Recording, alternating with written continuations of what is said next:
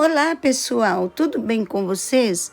Estamos iniciando mais uma videoaula de História da Unidade 5 do livro didático, um dos livros do PNLD da coleção Liga Mundo. Antes de nós iniciarmos mais um capítulo dessa unidade, nós pedimos para você que está nos assistindo que, se ainda não for inscrito, inscreva-se agora mesmo em nosso canal e ative o sininho para não perder nenhuma novidade. E você que já é inscrito, já vai dando aquele joinha e compartilhando o conteúdo em suas redes sociais. No capítulo anterior, nós fizemos uma linha do tempo das invasões e disputa pelo território brasileiro feita pelos holandeses e franceses com os portugueses. Hoje nós iremos aprender sobre os fortes e fortalezas e como eles eram usados para a defesa do Brasil. Esse conteúdo encontra-se no livro nas páginas 72 e 73. Vamos lá então? Fortes e fortalezas na defesa do Brasil. Holandeses e ingleses também desejavam explorar as riquezas americanas, pois não aceitavam a posse do território pelos portugueses. Por esse motivo, depois da chegada dos portugueses ao território do Brasil, navios piratas passaram a ameaçar a invadir vilas e cidades no litoral em busca de mercadorias e riquezas como ouro, madeira e alimentos. A pirataria era uma maneira de protestar contra a posse portuguesa e também de usufruir das riquezas americanas. Ao lado nós temos a definição do que seria um navio pirata. Seria uma embarcação comandada por piratas, pessoas que não respeitam leis ou acordos nacionais e internacionais. Eles não se importavam, desde que eles carregassem a riqueza do Brasil da época para o país deles e comercializassem. Então, para eles não importava as regras, né? E o que isso não seria uma atitude correta. Além dos piratas, indígenas hostis, a presença dos colonizadores era uma ameaça constante. Então, aqui é uma faca de dois gumes, né? Porque, na verdade, quem era hostil não eram os indígenas. Eles estavam no território deles mesmo, né? Mas, infelizmente, os portugueses e outros europeus chegaram de maneira hostil, então eles tinham também que se defender. Devido a esses ataques, a população foram construídos fortes e fortalezas equipados com poderosos canhões, cuja função era defender vilas e cidades no litoral. Essas construções eram o sistema de defesa da época contra as ameaças externas dos piratas e internas alguns grupos indígenas. No caso, seriam alguns grupos indígenas contra outros indígenas brigando pelo espaço demográfico, né? Os fortes eram construções que a pessoa ficava lá bem no alto, a pessoa responsável em cuidar, ficava com aquela luneta, olhando se não vinha navios piratas ou de outros povos que viessem mal intencionados, né? Então ela avisava os responsáveis pela cidade sobre os possíveis ataques que poderiam chegar.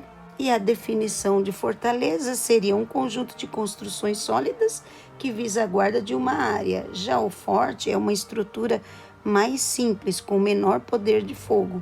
À esquerda, a fortaleza de Santa Cruz, em Niterói, no estado do Rio de Janeiro, em 2015. À direita, detalhe do Forte de São João, em Bertioga, no estado de São Paulo, em 2016. Tá bom, pessoal? Atividade número 1. Por que centenas de fortes e fortalezas foram construídos no Brasil? Número 2. De acordo com o texto, onde se localiza a maioria dos fortes e fortalezas no Brasil? Então, aqui você vai no próprio texto que a gente estudou agora encontrar essas informações. Aqui na atividade da página 73, diz para ser realizada em dupla, mas nós não faremos em duplas na sala de aula por conta do protocolo do distanciamento social. Tá bom, turminha? Então, vamos lá. Observe novamente a imagem da fortaleza de Santa Cruz na página 72 e leiam o texto a seguir. Um vigia está no alto da torre da fortaleza de Santa Cruz. De repente, ele avista navios se aproximando. Agora, utilizem o roteiro abaixo como base para a criação de um pequeno texto no caderno. Então, aqui você vai seguir as seguintes etapas. Descrevam a situação observada pelo vigia, relatando os sentimentos dele diante da situação. Expliquem como ele dá o alerta para o restante dos encarregados da defesa que estão no forte. Escrevam um desfecho para a situação. A resposta será pessoal, tá bom?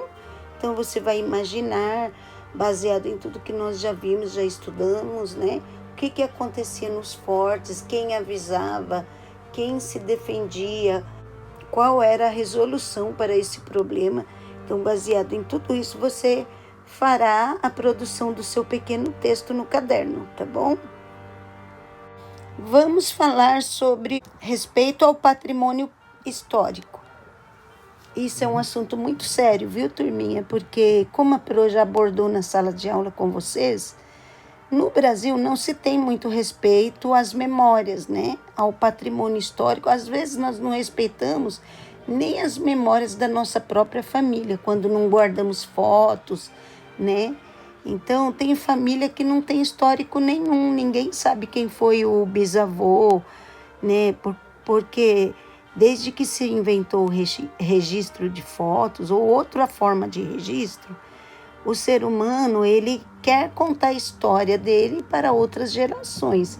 E sem documentos, então é impossível a gente provar, né? Como é que a gente prova, por exemplo, para as pessoas que houve escravidão no Brasil? Tem pessoas negacionistas que acreditam que não houve escravidão.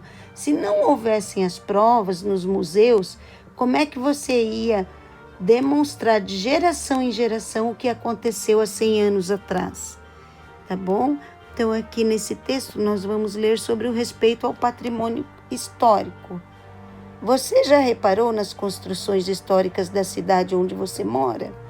Essas construções nos contam sobre o passado da cidade e são parte da história da comunidade.